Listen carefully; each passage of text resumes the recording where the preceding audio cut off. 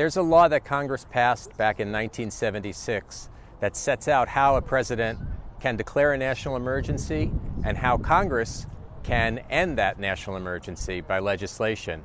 The law doesn't really set very many limits on how a president can declare a national emergency or for what reason. He just has to do it publicly and then periodically report to Congress about the ongoing emergency. There have been about 6 national emergencies declared since that law was passed, and there are a couple of dozen still in effect today. So they've been used for a variety of purposes. The president has to do very little in terms of justifying the emergency. That is to say that the law doesn't really set out any requirements, just that he has to declare it publicly and report periodically. One of the issues that may be tested in the courts is under what circumstance the president can declare a national emergency.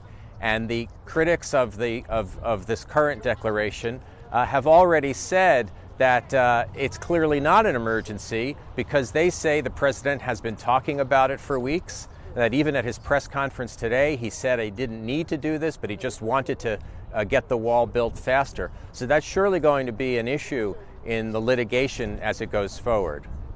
Certainly people who own land, private landowners along the border whose property might be needed to build a wall, would almost certainly be able to go to court to contest that.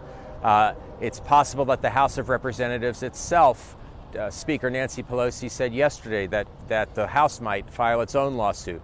Democratic attorney generals have said they might go to court. The administration says it's going to use a law that deals with military construction.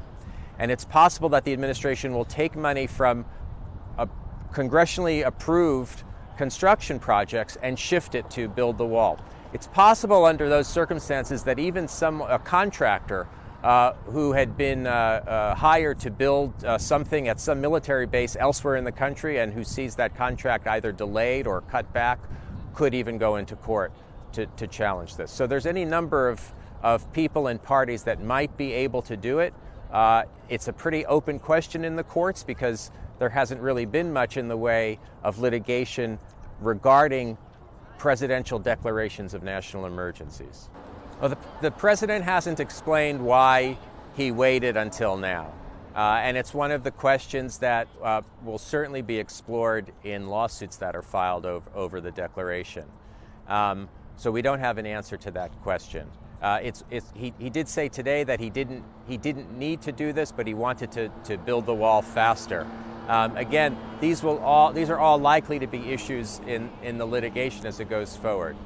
The order is signed, and I'll sign the